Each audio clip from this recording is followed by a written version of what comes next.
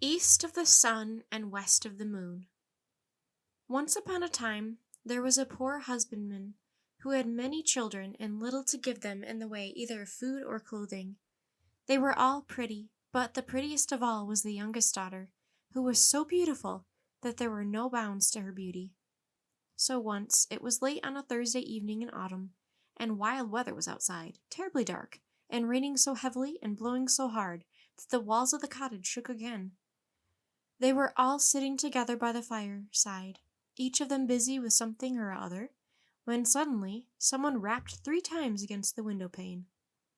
The man went out to see what could be the matter, and when he got out there stood a great big white bear. "Good evening to you," said the white bear. "Good evening," said the man. "Will you give me your youngest daughter?" said the white bear. "If you will, you shall be as rich as you are now poor." Truly the man would have had no objection to be rich, but he thought to himself, "I must first ask my daughter about this." So he went in and told them that there was a great white bear outside who had faithfully promised to make them all rich if he might but have the youngest daughter. She said no, and would not hear of it. So the man went out again and settled with the white bear that he should come again next Thursday evening and get her to answer. Then the man persuaded her, and talked so much to her about the wealth that they could have, and what a good thing it would be for herself, that at last she made up her mind to go, and washed and mended all her rags, made herself as smart as she could, and held herself in readiness to set out. Little enough had she to take away with her. Next Thursday evening the white bear came to fetch her. She seated herself on his back with her bundle, and thus they departed. When they had gone a great part of the way, the white bear said, "Are you afraid?" "No, that I am not," she said. "Keep tight hold of my fur, and then there is no danger," said he. And thus she rode away, far, far away, until they came to a great mountain. Then the white bear knocked on it, and a door opened, and they went into a castle where there were many brilliantly lighted rooms, which shone with gold and silver, likewise a large hall, in which there was a well-spread table, and it was so magnificent that it would be hard to make anyone understand how splendid it was. The white bear gave her a silver bell, and told her that when she needed anything she had but to ring this bell, and what she had wanted would appear. So, after she had eaten, and night was drawing near, she grew sleepy after her journey, and thought she would like to go to bed. She rang the bell, and scarcely had she touched it before she found herself in a chamber where a bed stood ready made for her, which was as pretty as anyone could wish to sleep in. It had pillows of silk, and curtains of silk fringed with gold, and everything that was in the room was of gold or silver. But when she had lain down and put out the light, a man came and lay down beside her, and behold, it was the white bear, who cast off the form of a beast during the night. She never saw him, however, for he always came after she had put out her light, and went away before daylight appeared. So all went well and happily for a time, but then she began to be very sad and sorrowful, for all day long she had to go about alone, and she did so wish to go home to her father and mother and brothers and sisters. Then the white bear asked what it was that she wanted, and she told him that it was so dull there in the mountain that she had to go about all alone, and that in her parents' house at home there were all her brothers and sisters, and it was because she could not go to them that she was so sorrowful.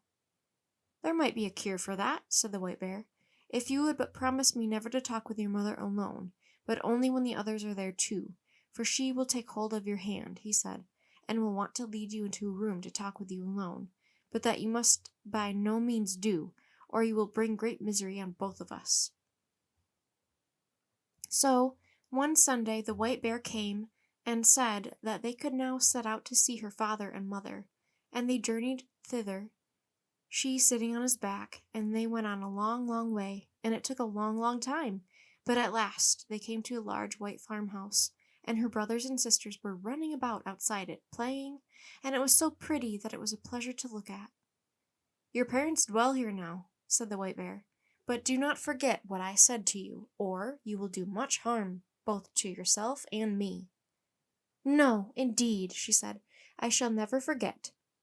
and as soon as she was at home, the White Bear turned round and went back again. There were such rejoicings when she went in to her parents that it seemed as if they would never come to an end. Everyone thought that he could never be sufficiently grateful to her for all she had done for them all. Now they had everything that they wanted, and everything was as good as it could be. They all asked her how she was getting on where she was. All was well with her too, she said, and she had everything that she could want. What other answers she could give I cannot say, but I am pretty sure that they did not learn much from her. But in the afternoon, after they had all dined at midday, all happened just as the White Bear had said. Her mother wanted to talk with her alone in her own chamber, but she remembered what the White Bear had said, and would on no account go. "What we have to say can be said at any time," she answered. But somehow or other her mother at last persuaded her, and she was forced to tell the whole story.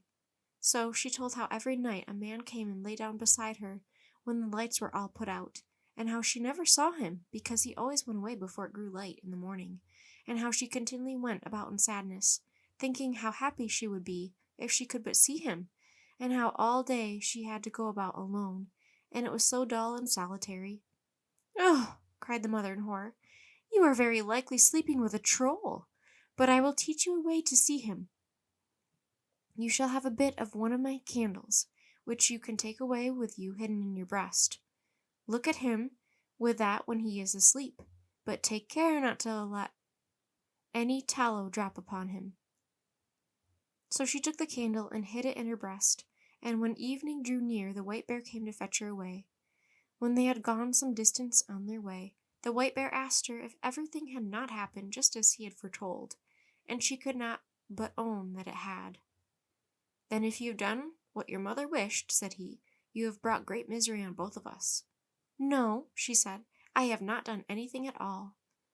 So when she had reached home and had gone to bed, it was just the same as it had been before, and a man came and lay down beside her, and late at night, when she could hear that he was sleeping, she got up and kindled a light, lit her candle, let her light shine on him, and saw him, and he was the handsomest prince that eyes had ever beheld, and she loved him so much that it seemed to her that she must die if she had not kissed him that very moment. So she did kiss him, but while she was doing it she let 3 drops of hot tallow fall upon his shirt, and he awoke. "What have you done now?" said he. "You have brought misery on both of us.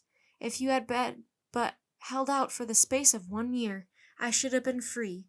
I have a stepmother who has bewitched me so that I am a White Bear by day and a man by night, but now all is at an end between you and me, and I must leave you and go to her. She lives in a castle which lies east of the sun and west of the moon, and there too is a princess with a nose which is 3 ells long, and she now is the one whom I must marry." She wept and lamented, but all in vain, for go he must. Then she asked him if she could not go with him. But no, that could not be. "Can you tell me the way then, and I will seek you, that I may surely be allowed to do." "Yes, you may do that," said he, "but there is no way thither. It lies east of the sun and west of the moon, and never would you find your way there." When she awoke in the morning, both the prince and the castle were gone, and she was lying on a small green patch in the midst of day, thick wood. By her lay the self-same bundle of rags which she had brought with her from her own home. So when she had rubbed the sleep out of her eyes, and wept till she was weary, she set out on her way, and thus she walked for many and many a long day, until at last she came to a great mountain. Outside it an aged woman was sitting, playing with a golden apple.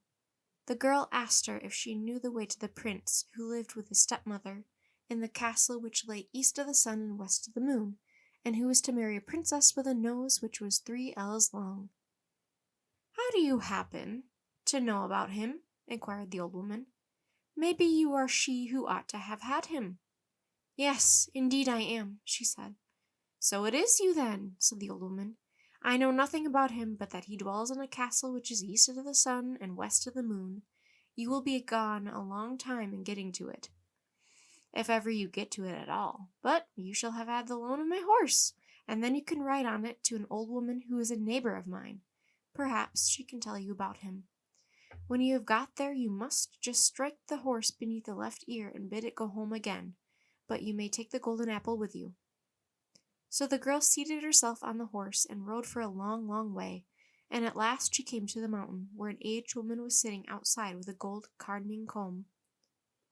The girl asked her if she knew the way to the castle which lay east of the sun and west of the moon, but she knew what the first woman had said. "I know nothing about it, but that it is east of the sun and west of the moon, and that you will be gone a long time in getting to it, if ever you get to it at all. But you shall have had the loan of my horse to an old woman who lives nearest to me. Perhaps she may know where the castle is, and when you have got to her, you must just strike the horse beneath the left ear and bid it go home again." Then she gave her the gold gardening comb, for it might perhaps be of use to her, she said. So the girl seated herself on the horse and rode a wearisome long way onward again. And after a very long time she came to a great mountain where an aged woman was sitting, spinning at a golden spinning wheel. Of this woman too she inquired if she knew the way to the prince, and where to find the castle which lay east of the sun and west of the moon. But it was the only same thing again. "Maybe it was you who should have had the prince," said the old woman. "Yes, indeed, I should have been the one," said the girl. "But this old crone knew the way no better than the others.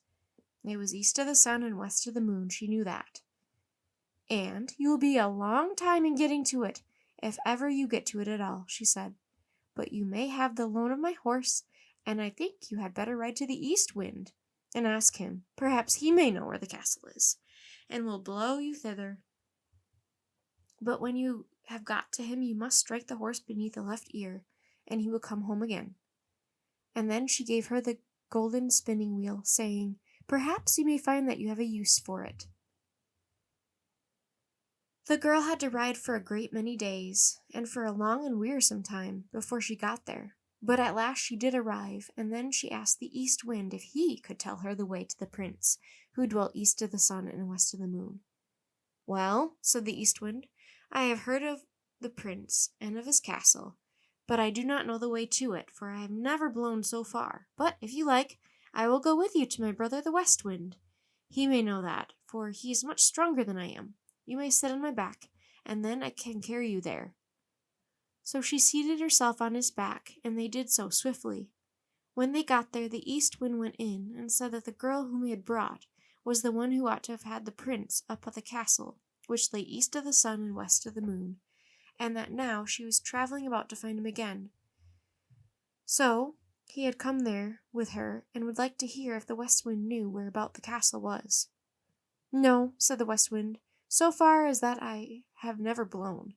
But if you like, I will go with you to the south wind, for he is much stronger than either of us, and he has roamed far and wide, and perhaps he can tell you what you want to know. You may seat yourself on my back, and then I will carry you to him." So she did this, and journeyed to the south wind, neither was she very long on the way.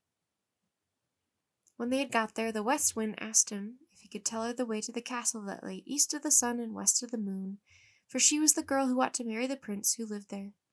"Oh, indeed," said the south wind. "Is that she? Well," said he, "I have wandered about a great deal in my time, and in all kinds of places, but I have never blown so far as that. If you like, however, I will go with you to my brother, the north wind. He is the oldest and strongest of all of us, and if he does not know where it is, no one in the whole world will be able to tell you. You may sit up on my back, and then I will carry you there." So she seated herself on his back, and off he went from his house in great haste, and they were not long on the way. When they came near the north wind's dwelling, he was so wild and frantic that they felt cold gusts a long while before they got there. "What do you want?" he roared out from afar, and they froze as they heard. Said the south wind, "It is I, and this is she who should have had the prince who lives in the castle which lies east of the sun and west of the moon. And now she wishes to ask you if you have ever been there, and can tell her the way, for she would gladly find him again." "Yes," said the north wind, "I know where it is. I once blew an aspen leaf there, but I was so tired that, for many days afterwards, I was not able to blow at all. However, if you really are anxious to go there, and are not afraid to go with me, I will take you on my back and try if I can blow you there." "Get there I must," said she, "and if there is any way of going, I will, and I have no fear, no matter how fast you go." "Very well, then," said the North Wind, "but you must sleep here tonight, for if we are ever to get there, we must have the day before us." The North Wind woke her betimes next morning, and puffed himself up and made himself go big and strong, so that it was frightful to see him, and away they went, high up through the air, as if they would not stop until they had reached the very end of the world. Down below there was such a storm. It blew down woods and houses, and when they were above the sea, the ships were wrecked by hundreds, and thus they tore on, and a long time went by, and then yet more time passed, and still they were above the sea, and the North Wind grew tired and more tired, and at last so utterly weary that he was scarcely able to blow any longer, and he sank and sank lower and lower until at last he went so low that the waves dashed against the heels of the poor girl he was carrying. "Art thou afraid?" said the North Wind. "I have no fear," said she, and it was true, but they were not very, very far from the land, and there was just enough strength left in the North Wind to enable him to throw her on the shore immediately, under the windows of a castle which lay east of the sun and west of the moon. But then he was so weary and worn out that he was forced to rest for several days before he could go to his own home again. Next morning she sat down beneath the walls of the castle to play with the golden apple, and the first person she saw was the maiden with the long nose, who was to have the prince. "How much do you want for that gold apple of yours, girl?" said she, opening the window. "It can't be bought either for gold or money," answered the girl. "If it cannot be bought either for gold or money, what will buy it?" "You may say what you please," said the princess. "Well, if I may go to the prince who is here and be with him tonight, you shall have it," said the girl, who had come with the North Wind. "You may do that," said the princess, for she had made up her mind what she would do. So the princess got the golden apple, but when the girl went up to the prince's apartment that night, he was asleep, for the princess had so contrived it. The poor girl called to him and shook him, and between whiles she wept, but she could not wake him. In the morning, as soon as day dawned, it came the princess with the long nose, and drove her out again. In the daytime she sat down once more beneath the windows of the castle, and began to card with her golden carding comb, and then all happened as it had happened before.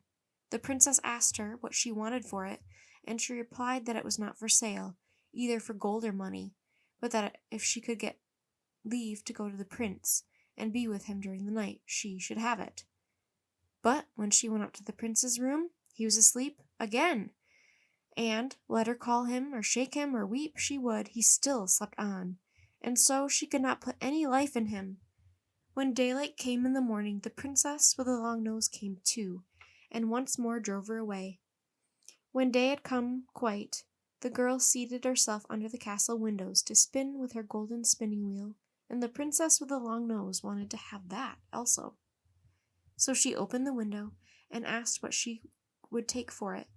The girl said what she had said on each of the former occasions, that it was not for sale either for gold or for money, but if she could get leave to go to the prince who lived there, and be with him during the night, she would have it. "Yes," said the princess, "I will gladly consent to that." But in that place there were some Christian folk who had been carried off, and they had been sitting in the chamber which was next to that of the prince, and had heard how a woman had been in there who had wept and called on him 2 nights running, and they told the prince of this. So that evening, when the princess came once more with her sleeping drink, he pretended to drink, but threw it away behind him, for he suspected that it was a sleeping drink. So, when the girl went into the prince's room, this time he was awake, and she had to tell him how she had come there. "You have come just in time," said the prince, "for I should have been married tomorrow, but I will not have the long-nosed princess, and you alone can save me. I will say that I want to see what my bride can do, and bid her wash the shirt which has the 3 drops of tallow on it. This she will not consent to do, for she does not know it is you who let them fall on it, but no one can wash them out but one born of Christian folk. It cannot be done by one of a pack of trolls. And then I will say that no one shall ever be my bride but the woman who can do this, and I know that you can." There was great joy and gladness between them all that night, but the next day when the wedding was to take place, the prince said, "I must see what my bride can do." "That you may do," said the stepmother. "I have a fine shirt which I want to wear as my wedding shirt, but 3 drops of tallow have gotten upon it which I want to have washed off, and I have vowed to marry no one but the woman who is able to do it. If she cannot do that, she is not worth having." Well, that was a very small matter, they thought, and agreed to do it. The princess with the long nose began to wash as well as she could, but the more she washed and rubbed, the larger the spots grew. "Ah, you can't wash at all," said the old troll hag, who was her mother. "Give it to me." But she had not had the shirt very long in her hands before it looked worse still, and the more she washed it and rubbed it, the larger and blacker grew the spots. So the other trolls had come to wash, but the more they did, the blacker and uglier grew the shirt, until at length it was as black as it had been up the chimney. "Oh!" cried the prince, "not one of you is good for anything at all. There is a beggar girl sitting outside the window, and I'll be bound that she can wash better than any of you. Come in, you girl, there!" he cried. So she came in. "Can you wash this shirt clean?" he cried. "Oh, I don't know," she said, "but I will try." And no sooner had she taken the shirt and dipped it in the water than it was white as driven snow, and even whiter than that. "I will marry you," said the prince. Then the old troll hag flew into such a rage that she burst, and the princess with the long nose and all the little trolls must have burst too, for they have never been heard of since. The prince and his bride set free all the Christian folk who were in prison there, and took away with them all the gold and silver that they could carry, and moved far away from the castle, which lay east of the sun and west of the moon. The end.